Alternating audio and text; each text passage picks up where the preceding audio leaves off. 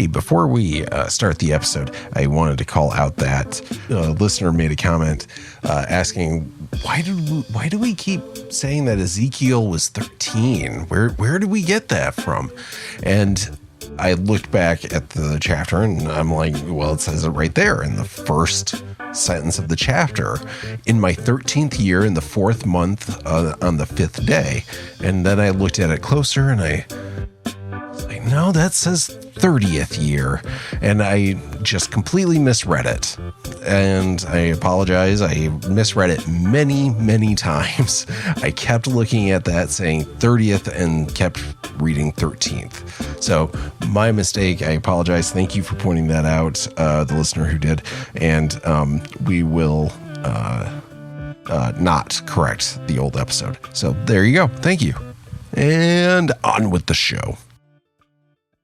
Welcome, all you sinners and sodomites, to Bible Stories for Atheists. I am Josh. I'm Linz. And we are your guides to the apocalyptically awful stories, literally littering the Bible.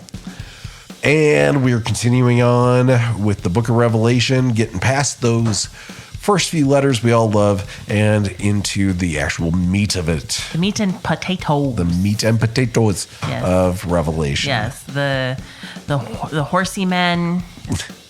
The horse semen. The horse semen. The four horse semen. The four horse semen. Yeah. And other. Could I get the four horse semen, please? With I think it's the number 12. Yeah. Sweet and sour sauce, please. Yeah.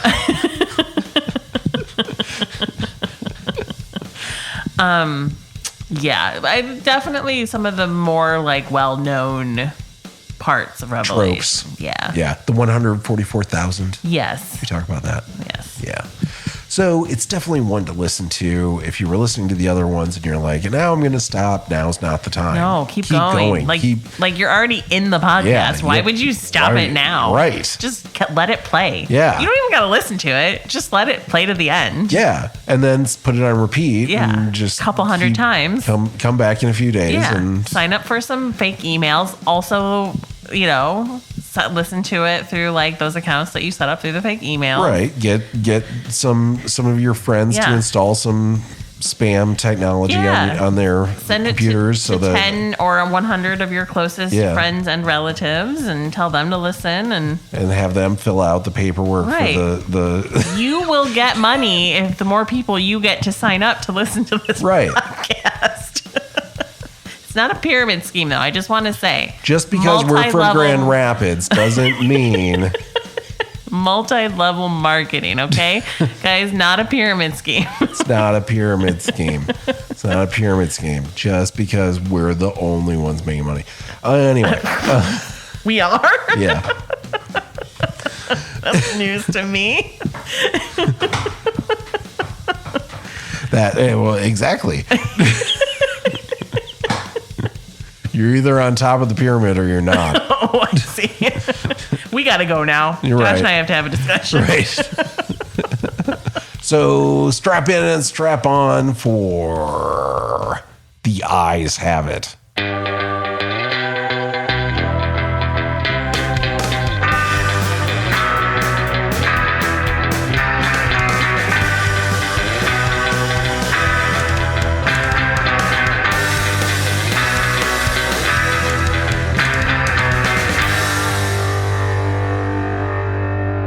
So in the last episode, we kicked off Revelation by talking about everybody's favorite part of the book of Revelation, the letters that come at the beginning of the book. Right. The part everybody skips.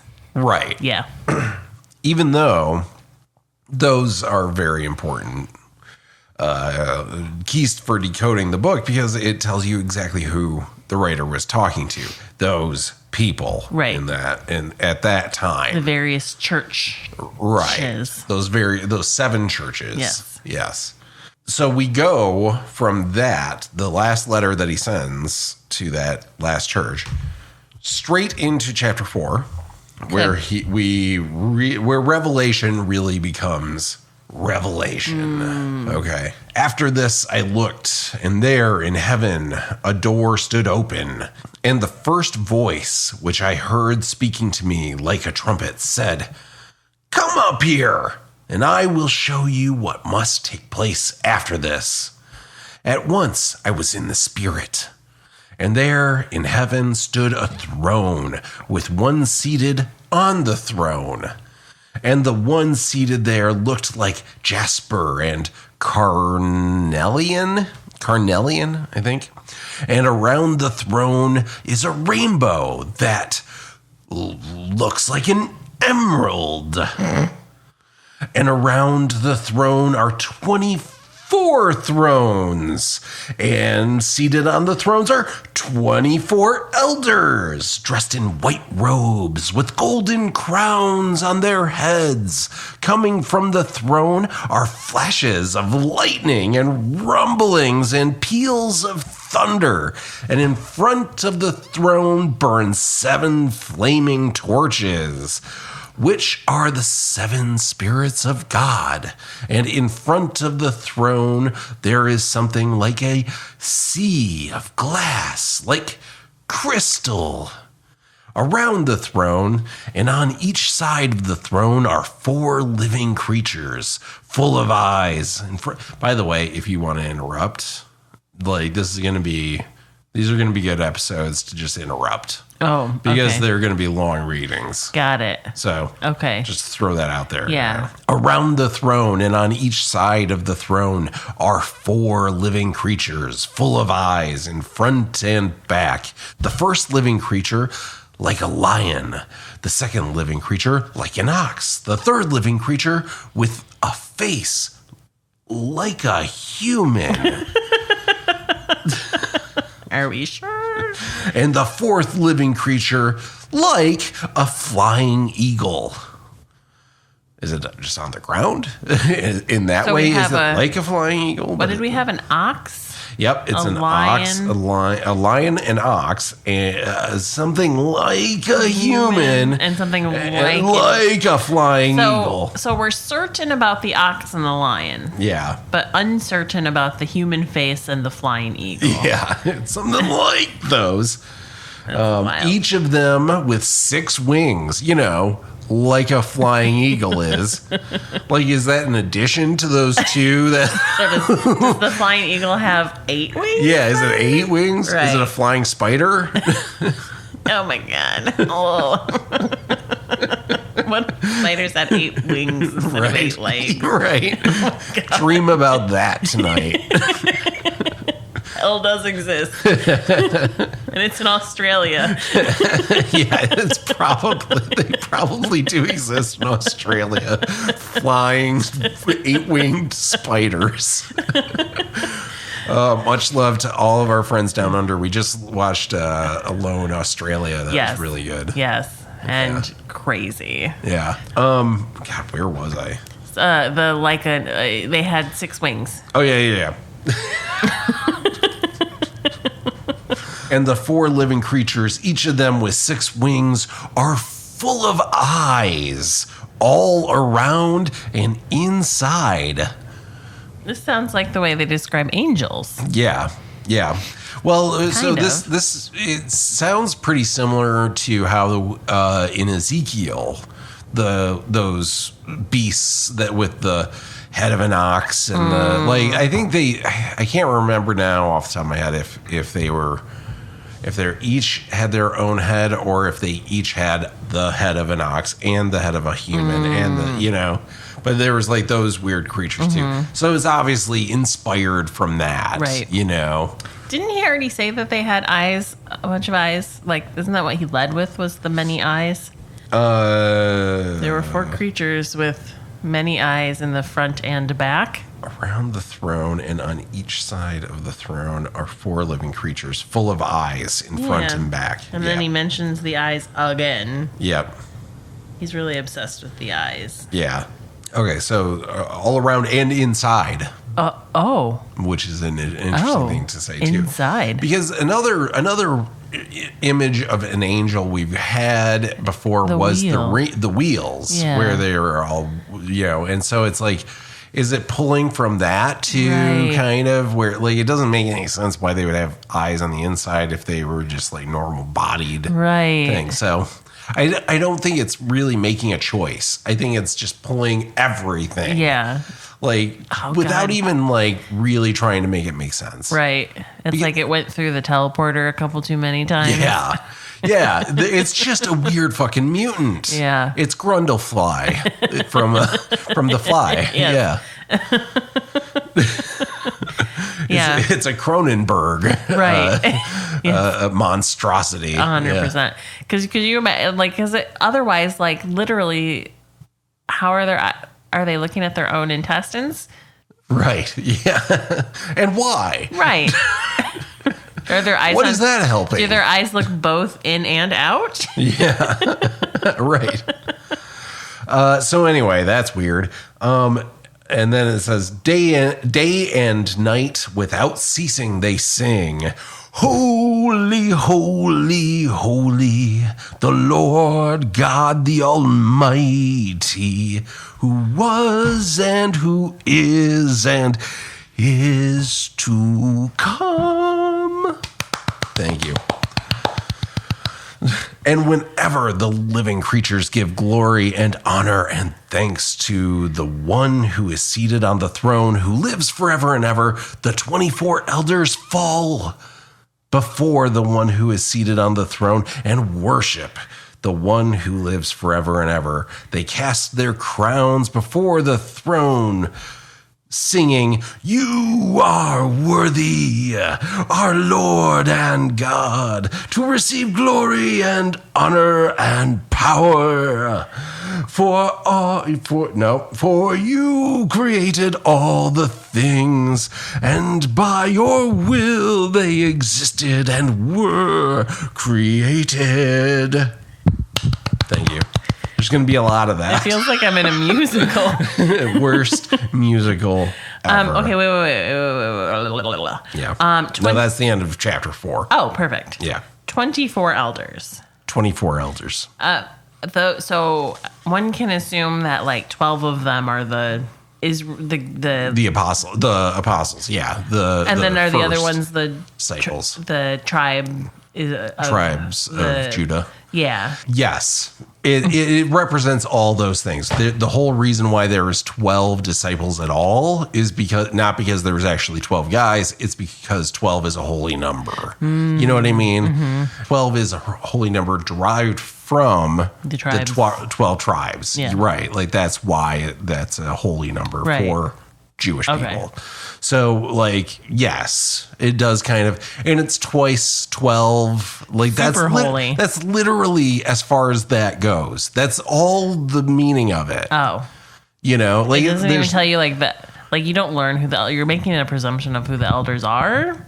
I mean, it might go into that. It might go a little bit into that, but why is there 24 of them? Yeah. I'm just saying, like, it's because 12 is a holy number. This is twice as many. Yeah. And that's kind of the extent to that.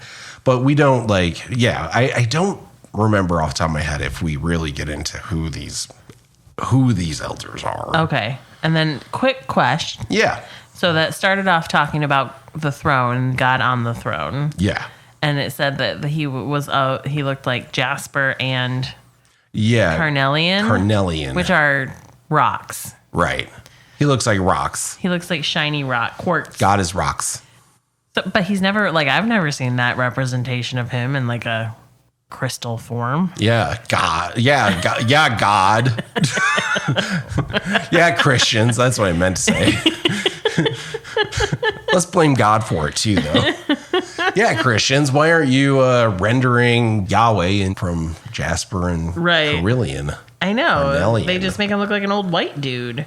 Yeah. But the Bible says he looks like crystals. Right. Sounds like New Age people have it right. I would be way more into Christianity when I was younger if they showed me an image of God and he just was made of crystals. Right. That's like way cooler. Yeah.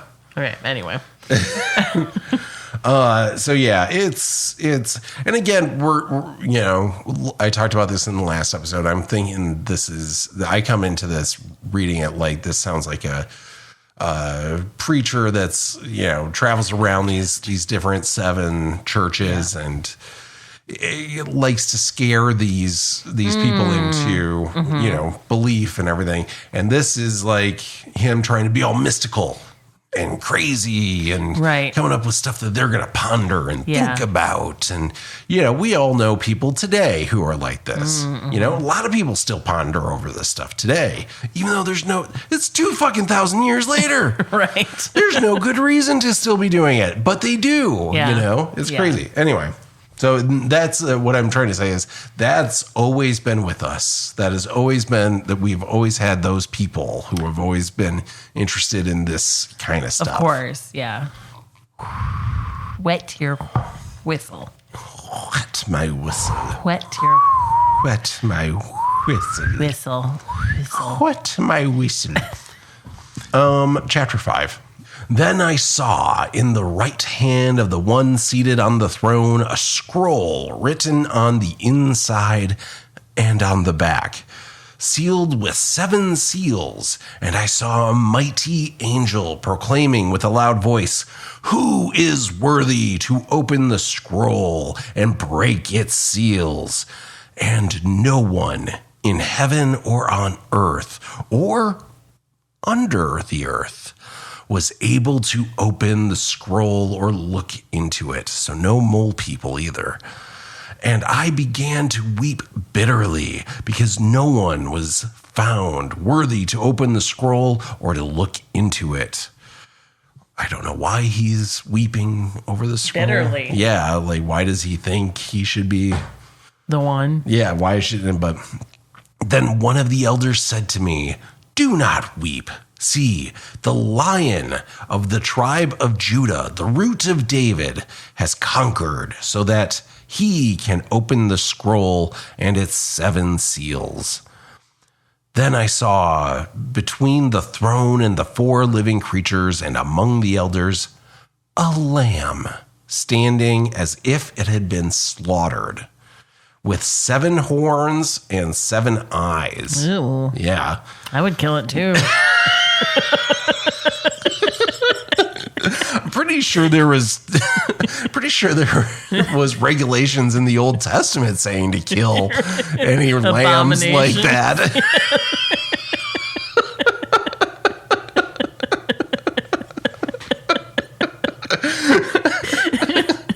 Yeah, that it does sound like that one was not good. Right. That was not a good lamb. Who fucked this sheep? Yeah. Who did this? We're all going all the way back to that. 7 horns and 7 eyes. Which the 7 horns and 7 eyes, which are the 7 spirits of God sent out into all the earth.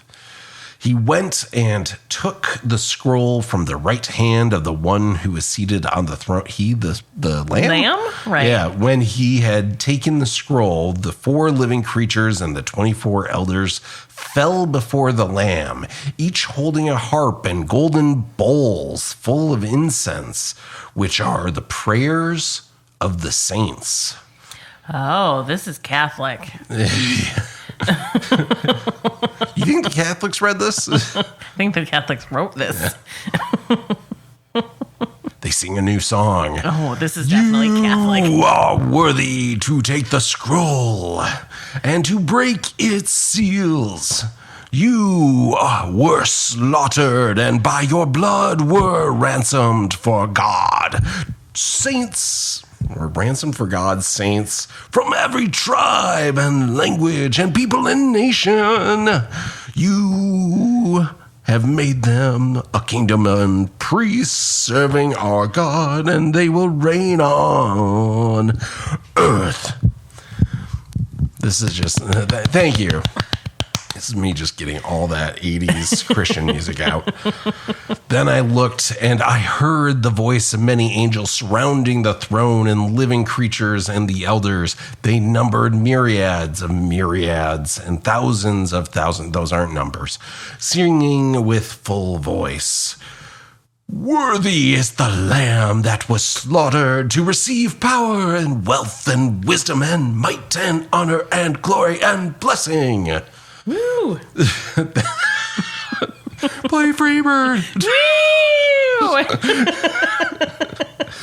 Then I heard every creature in heaven and on earth and under the earth and in the sea and all that is in them singing, to the one seated on the throne and to the Lamb be blessing and honor and glory and might forever and ever. Now, if you were to sing this like a good Catholic, it would sound like a funeral forever and ever. And the four living creatures said, Amen. And the elders fell down and worshipped. Oh. And that's the end of chapter 5. Yeah. The seals. Yep. So we've got 7 scrolls and 7 seals on the scrolls. So. Or 1 scroll and 7 seals. It sounded like it was 1 scroll. I think it's 1 scroll, 7 seals. Okay. Yeah. So as we know, I get a lot of my religious knowledge from pop culture. I thought you were going to say dogma, specifically the movie Dogma. And pop culture. Yeah. A little bit from actual church going, but mostly from pop culture. Movies. And there was a movie I watched when I was in high school called The Seventh. Yeah. Sign? But didn't that have to do with the seals too? Am I thinking there's also... No, I think so. There's also the... Ingmar Bergman. That's the 7th seal. Yeah. That movie's called The 7th Seal. Right. Yeah. Was that? But I think that was, I mean, he was playing, I've never seen it, but playing he's death. playing chess with death. Yeah. Death. I don't think that had to do with the end times. Okay. Probably just pulled the name from. So the Demi Moore movie was The Seventh Sign. And that was. And I feel like that had something to do. Yeah. But that didn't have to do with, for some reason in my head, I was like, that movie, I remember that movie. That did count off the signs, the 7 seals being broken throughout the movie, if I remember right. Okay. Yeah. So each seal means something. I think they actually did that. They figured they came up with like, what would that look like? Right, you know? Right. Okay. All right. Otherwise, no notes. Yeah. Otherwise, this is great. Otherwise, yeah. Meow. It says, do not weep. See, the Lion of the tribe of Judah, the root of Jesse, has conquered so that he can open the scroll and its 7 seals. So that's meant to be Jesus. The Lion. Obviously. Right.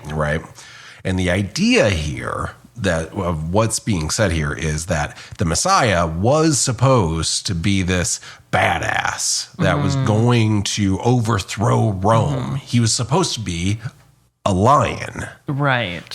But that's not who he ended up being. No. He got killed. And, he was like humble and shit. Yeah. His dad killed him, though. His dad killed him. Yeah. His infanticide. Yeah. Infanticide. Yeah. Is it infanticide no matter how old? I feel like I just had that discussion with somebody the other day. I think it was me. Yeah. And I think without looking it up, we came to the conclusion that Which means Lindsay just decided. Yeah. We came to the conclusion without looking it up. End of discussion. I decided. Yes, it is. And if it's not, it is now.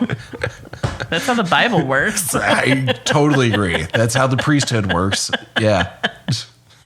Anyway. So that's meant to be Jesus. And the writer, that's what the writer is trying to get across here, is that the angel needs a lion to open these seals, but instead there's a slaughtered lamb who's going to do it. And not to spoil everything, but like these seals get broken and more horrors get unleashed onto the world and everything. And something that is often ignored about this is that the writer of this book, specifically the writer of this book, is having Jesus, as the slaughtered lamb, do this to all these people, commit all these horrors against these people. A lot of Christians say that Revelation is actually about love because it's about a lion becoming a slaughtered lamb, so therefore it's about peace and love and everything. But then you have to keep reading beyond that. Right. And you have to see that the writer of this book is actually having Jesus commit all these horrors that are about to happen. It's Jesus actually doing this actively to people, right? So a couple of questions to ask yourself as we go through this is this the same Jesus as the Gospels? And would the Jesus of the Gospels do this, So that's where we're at with that. This is very specific to a time and place. Yeah, it really is. Like for a particular audience. And now it's just the end of the Bible. Yeah. As if this was supposed to be the final word. Right. This is just something somebody added on. Yeah. It was never meant to be part of like a collection like this, Yeah. Anyway. Now we can get into the Four Horsemen. Oh. Yeah. Then, so this is chapter 6. Then I saw the Lamb break one of the 7 seals. Oh, no! And I heard one of the 4 living creatures call out, as with a voice of thunder, "Come!" I looked, and there was a white horse. Its rider had a bow. A crown was given to him, and he came out conquering and to conquer. When he broke the 2nd seal, I heard the 2nd living creature call out, "Come!" And out came another horse, bright red. Its rider was permitted to take peace from the earth so that people would slaughter one another, and he was given a great sword. So again, this is Jesus doing this. And a lamb. Yeah. As a lamb. As a slaughtered lamb. Yeah. Deformed lamb. So many weird things about that scenario. Right. When he broke the 3rd seal, I heard the 3rd living creature call out, "Come!" I looked, and there was a black horse. Its rider held a pair of scales in his hand, and I heard what seemed to be a voice in the midst of the 4 living creatures saying, "A quart of wheat for a day's pay, and 3 quarts of barley for a day's pay. But do not damage the olive oil and the wine."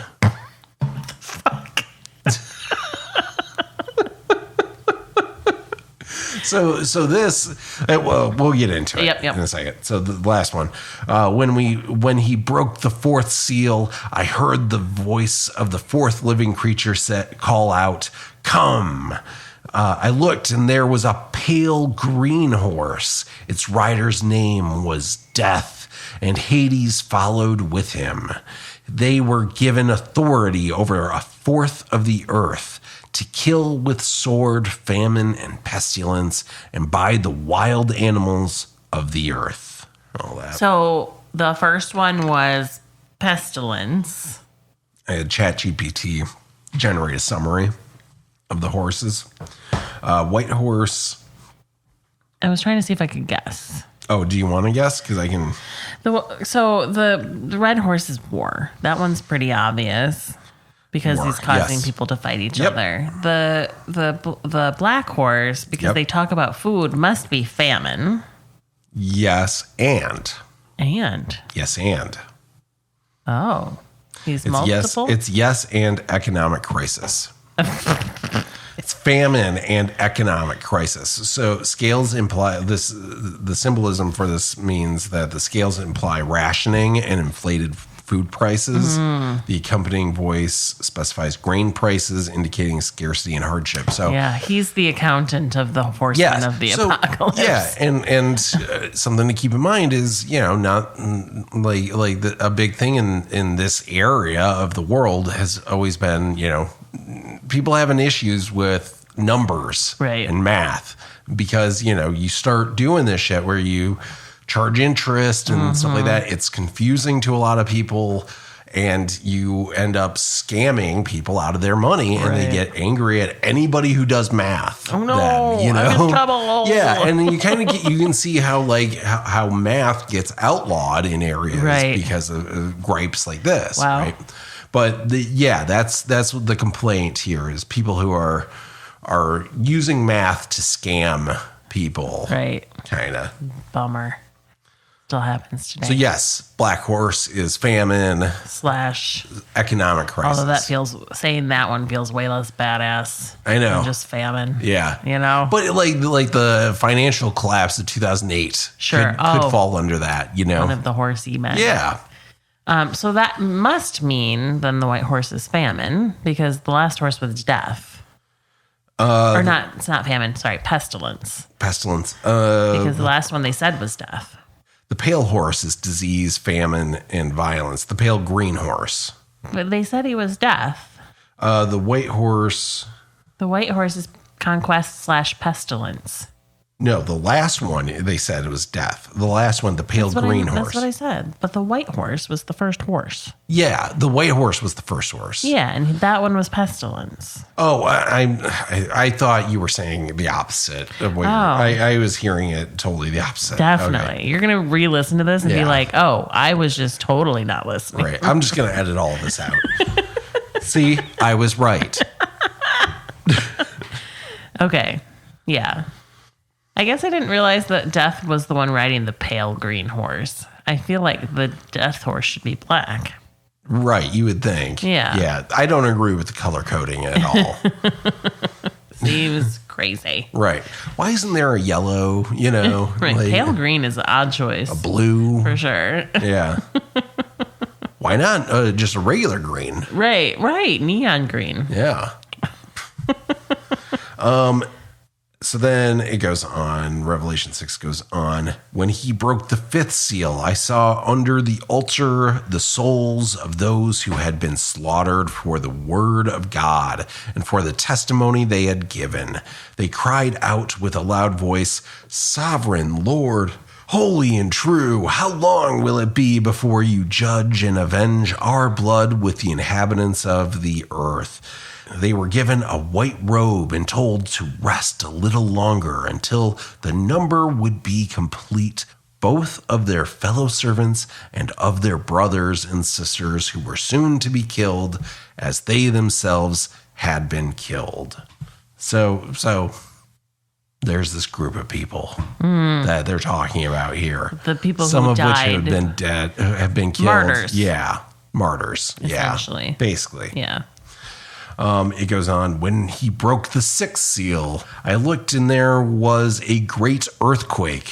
The sun became black as sackcloth. The full moon became like blood, and the stars of the sky fell to the earth as the fig tree drops its winter fruit when shaken by a gale. The sky vanished like a scroll rolling itself up, and every mountain and island was removed from its place. Then the kings of the earth and the magnates and the generals and the rich and the powerful and everyone, slave and free, hid in the caves and among the rocks of the mountains, calling to the mountains and rocks, fall on us and hide us from the face of the one seated on the throne and from the wrath of the Lamb. For the great day of their wrath has come, and who is able to stand? Yeah, so, I mean, so that was just weather?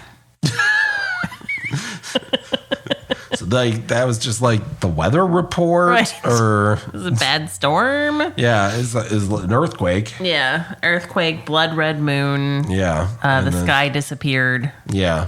So that's And bad. So did mountains and islands? Right. But then they hid in the mountains. Yeah. But the mountains disappeared. I mean, but not all of them? The caves, the mountain caves were left. Yeah. Yeah. The mountains disappeared, but the caves were still there. Right.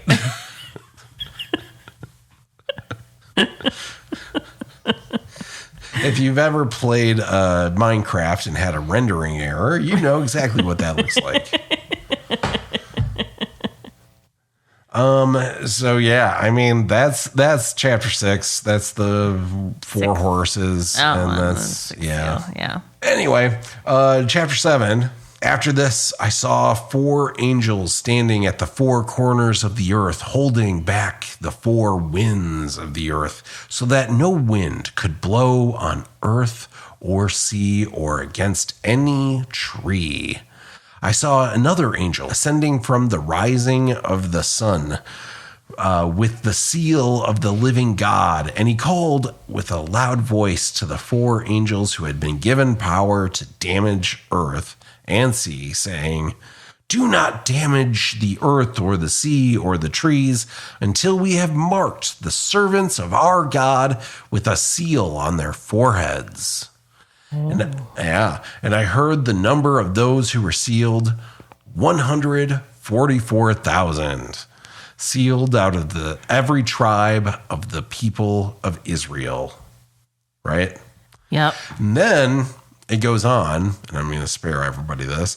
It goes on to list each tribe, saying 12,000 sealed for those for each tribe of Judah, right? Okay. So this makes it pretty clear the 144,000 were supposed to be Jewish people, right? It's because they're from the tribes of Israel. Yeah, super straightforward and honest about who these people are. Yeah. There's no mystery when you read it. Right. So there's no reason for any modern Christians to believe that they would be one of the 144,000. Yeah, unless you were also Jewish. Okay. And yeah, what are you thinking? Do Christians who believe in the end times think that there's going to be more than 144,000? I didn't watch any of those Kirk Cameron movies, Left Behind series. But to me, it felt like... Crick Cameron? Let's really throw off the algorithm. From what I gathered. Yeah, no, it's not like... So... If you were left behind on Earth, you were the bad kid. You might be surprised to find out that those movies are not very biblically accurate. When you actually get down into it. Yeah. He would probably say that they were, but he would be full of shit. He probably thinks he's a prophet from God. Yeah. For sure, right? Probably. I don't know.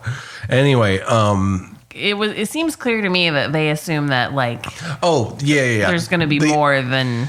I don't know what Kirk Cameron thinks about the 144,000. I want to say they think they might be like the best Christians or something, but the best. They're going to the best place, or these. I can't remember if.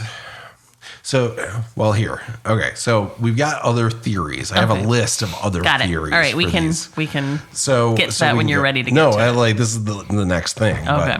But, so we do have a list of other theories that I had ChatGPT throw together for the 144,000.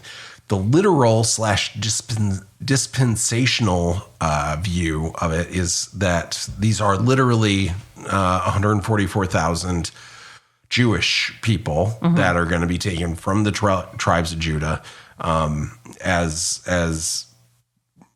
Christians, right? Basically, like they're part of Christianity. So they're 144,000 Jews who believe in Christ. Jews for Jesus. Yeah. Jehovah's Witnesses. The 144,000 are a limited, literal number of Christians who will be resurrected to heavenly life and rule with Christ. All others of the saved are an earthly, quote, other sheep, unquote, class. Wow. Yeah. So that's fun. That's crazy. Seventh-day Adventist historically has taught that 144,000 are a group of faithful Christians, originally understood as a limited number with a heavenly vocation, especially. Oh, these are the workers. Yeah. These are the people God hired. It turns out these are the ones that have the shit job. These are the ones actually having to do the work in heaven. They were working their whole lives to be workers in heaven. They're gonna be the government of heaven. Right. Yeah. Anyway, so that's the 144,000 basically. Okay. Chapter 7 goes on. After this, I looked, and there was a great multitude that no one could count, from every nation, from all tribes and peoples and languages, standing before the throne and before the Lamb, robed in white with palm branches in their hands. They cried out in a loud voice, saying, "Salvation belongs to our God who is seated on the throne and to the Lamb." And all of the angels stood around the throne and around the elders and the 4 living creatures, and they fell on their faces before the throne and worshiped God, singing, "Amen. Blessing and glory and wisdom and thanksgiving and honor and power and might be to our God forever and ever. Amen." Amen. Amen. Then one of the elders addressed me, saying, "Who are these robed in white? And where have they come from?" I said to him, "Sir, you are the one who knows." And then he said to me, "These are they who have come out of the great ordeal. They have washed their robes and made them white in the blood of the Lamb." Sounds like you're talking to Grandpa. Yeah. I mean, he's an elder, right? He's like, who are these people? Right? Yeah, he's an elder. He's got senility. Jesus doesn't cure senility. I don't know. You know. You know. Oh, yes. Well. These are all the people from the ordeal. Yes. And then he just made some bullshit up. And then they washed their robes in blood and it made them white. Okay, Grandpa. Jesus bleach. Yeah. And then he just starts going off in poetry for some reason. For this reason, they are, I'm not going to read it like it's poetry. For this reason, they are before the throne of God and worship him day and night within his temple. And the one who is seated on the throne will shelter them. They will hunger no more and thirst no more. The sun will not strike them, nor any scorching heat. For the Lamb at the center of the throne will be their shepherd, and he will guide them to springs of water of life. And God will wipe away every tear from their eyes. I guess I don't have much to say about that part because it just seems like a longer explanation of who they are. Right. Yeah. I thought we'd covered it, and then there was more. Yeah. Chapter 8. When the Lamb broke the 7th seal, there was silence in heaven for about half an hour. And I saw the 7 angels who stand before God, and 7 trumpets were given to them. Another angel with a golden censer came and stood at the altar. He was given a great quantity of incense to offer with the prayers of all the saints on the golden altar that is before the throne. And the smoke of the incense with the prayers of the saints rose before God from the hand of the angel. Then the angel took the censer and filled it with fire from the altar and threw it on the earth. And there were peals of thunder, rumblings, flashes of lightning, and an earthquake. Well, he threw his censer at the earth. So Full of incense. yeah. Oh, no, sorry. Not full of Is incense. that what a UFO is? Full of fire. A fire sensor. Fire censer. Now the 7 angels who had the 7 trumpets made ready to blow them. The first angel blew his trumpet, and there came hail and fire mixed with blood, and they were hurled to the earth, and a third of the earth was burned up. And a third of the trees were burned up, and all green grass was burned up. Again, this is Jesus doing this to people. The second angel blew his trumpet, and something like a great mountain, burning with fire, was thrown into the sea. A third of the sea became blood. A third of the living creatures in the sea died, and a third of the ships were destroyed.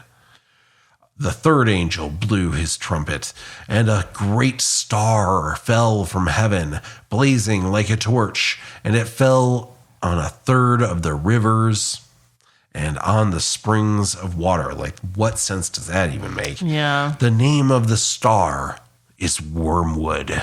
A third of the waters became wormwood, and many died from the water because it was made bitter. Oh, and hallucinogenic. Probably, right? The fourth angel blew his trumpet, and a third of the sun was struck. I forgot about it. A third of the sun was struck, and a third of the moon, and a third of the stars, so that a third of their light was darkened. A third, was it like there's just... This is when clearly they didn't know yet that the light from the moon was just the reflection of the sun. Yeah. Redundant much. Yeah, if you get rid of a third of the sun, you're going to lose a third of the moon's light. A third of the day was kept from shining, and likewise the night. Then I looked and heard an eagle crying with a loud voice as it flew in mid-heaven. Woe, like an eagle does. Woe, woe, woe to the inhabitants of earth at the blasts of the other trumpets that the three angels are about to blow. That's what the eagle said, I guess. And that's the end of that chapter. Oh. Okay, so the first trumpet was blood hail. Blood hail, yeah. The second trumpet was volcano. Great mountain burning, thrown into the sea. Yeah. Volcano is a good interpretation, Third one was star, wormwood. Great star. The third one was drug addiction. Drug addiction. That's interesting, yeah. The fourth one was eclipse. Fourth one, third of the sun. Yeah. Yeah, you could say an eclipse, solar eclipse. Yeah. And then, then lunar eclipse for the moon. But I don't know what you do with the stars. That sounds like it's just overcast. Right. Yeah. So the English rendering wormwood refers to the dark green oil produced by the plant, which was used to kill intestinal worms. Oh. Due to the Ukrainian word for the wormwood plant being Chernobyl, many have used the Chernobyl nuclear disaster in 1986 as definitive proof that the prophecy of the Book of Revelation is correct. The verses referring to the star falling down and turning the waters bitter are interpreted as the radioactive fallout from the disaster poisoning the environment around Chernobyl, leaving it uninhabitable. In the town center of Chernobyl, there is the Wormwood Star Memorial, which depicts an angel blowing a trumpet, recalling the biblical prophecy. Yes, I could see how one could tie those things together. Shit. Yeah. Well, yeah. I mean, who doesn't want Chernobyl to be propping up their religion, Right. Yeah. It's just bad government. Yeah. When God gives you radioactive fallout, make radioactive lemonade. This is definitely something that they were aware of way back then. Yeah. Right. Yeah. That's definitely what that was about. But obviously people who believe in this sort of stuff are like, well, prophecies are purposefully like generic. Right. Because you just don't know when it could happen. Right. But then, you should be doing your research, on this. And, they'll be like, why aren't you reading it? And blah, blah, blah. And, I don't know. Yeah. Sorry. It sounds. Didn't have anywhere It sounds to go more with to that. me like it's like a bunch of things. Because so wormwood was in something that helped with intestinal worms, but how I know wormwood is that that's what was in absinthe, Right. Yeah. and that version of absinthe would make you hallucinate. Hallucinate. Yeah. So, I mean, which sounds fun. Sure. Yeah. But to me, because of the 4 different things that have happened, it just feels like this is like a very extreme way to describe things that happen normally. What do you mean? Hail, volcanoes, drug Stuff that addiction, always happens. eclipses. Yeah. Stuff that always happens. But giving them some sort of weight because they're stuff that happens, but like volcanoes don't erupt every day, every year even, right? Yeah. Their eclipses don't happen all the time. I mean, technically they do, just not in the area where this was being. Where you are. Right. Right. Yeah. Right. Yeah. And Drug addiction has always been something people fought against, and I don't know about the blood hail, but that. I mean, just fucking shit that's beyond your control. Right. You know, that's just natural disaster. Yeah. Right? Yeah. Blood hail. That's just natural disaster. Right. Yes. Like, what do you can't do anything about it. The blood hail's back. Everybody get inside. Oh, God. It feels like we're living in Night Vale. Right. I know. Really feels Night Valley. All right. Well, they all lived miserably ever after.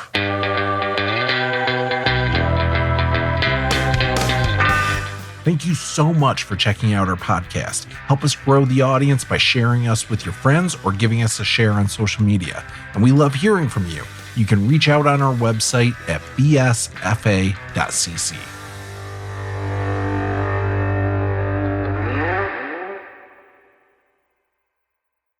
It's better when you're close to the microphone. I know, but you don't want me this close to the microphone. Then you'll hear all the wet of my mouth. Hear all the wet of my mouth. Of my mouth. Teenage Mutant Jesus Lambs. TMJL. TMJL. Teenage Mutant. He wasn't a teenager, though. He was an adult man. Lamb. Adult man slaughtered lamb. Teenage Mutant Messiah Lambs.